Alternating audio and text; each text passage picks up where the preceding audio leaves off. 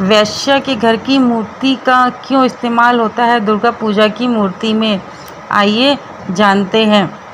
ऐसा मानता है कि दुर्गा की जो मूर्ति बनाई जाती है वो वैश्य के अलावा 4 चीज़ों से मिलकर बनाई जाती है।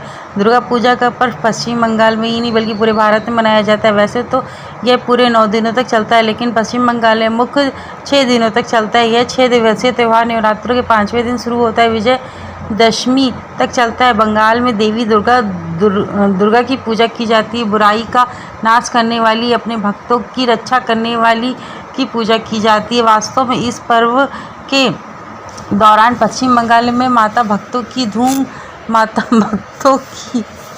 धूम होती है। इस दौरान सड़कों पर भव्य पंडाल को खूबसूरती से सजाया जाता है। भव्य पंडाल में माता की दुर्गा की विशाल मूर्ति रखी जाती है, जिसकी पूरे दुर्गा पूजा उत्सव के रूप में मनाया जाता है। विजयदशमी के दिन उसका विसर्जन किया जाता है।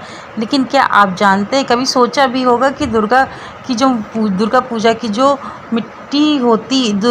जो दुर्गा माता की मूर्ति होती है वह कैसे बनती है, कैसे स्थापित की जाती है? अगर हाँ, तो आपको बताने जा रहे हैं इससे जुड़े एक रोचक तत्व।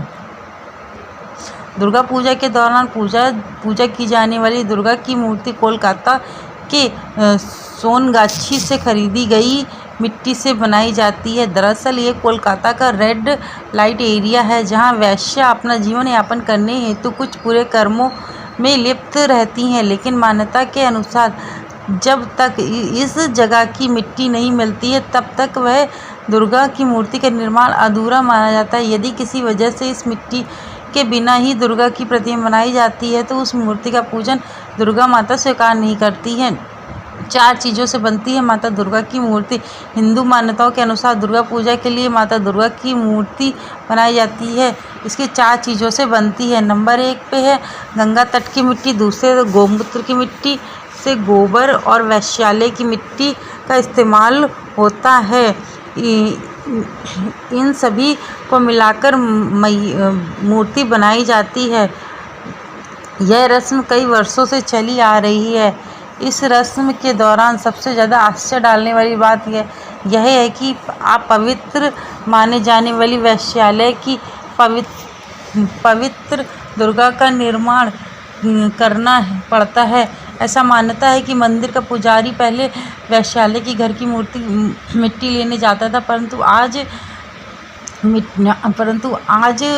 जो मूर्ति बनाता है मूर्तिकार, वह भी वैश्य के घर की मिट्टी मांगने के लिए चला जाता है।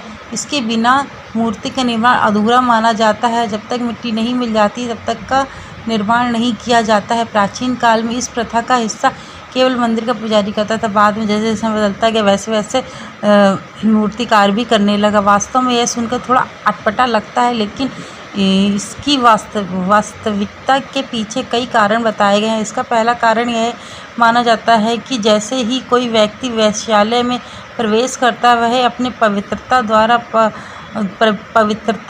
द्वारा पर ही छोड़ जाता है। ऐसा माना जाता है कि भीतर प्रवेश करने से पूर्व उसके अच्छे कर्म और शुद्धियाँ बाहर ही रह जाती हैं और वैश्यालय के आंगन की मिट्टी सबसे पवित्र होती है, इसीलिए इसका प्रयोग मूर्ति बनाने में करते हैं। दूसरी मान्यता है कि वैश्यावृत्ति करने वाली स्त्री को समाज में बहिष्कृत माना जाता है और उन्हें एक सम्मानजनक दर्जा दिलाने के लिए इस प्रथा का प्रयोग किया जाता है।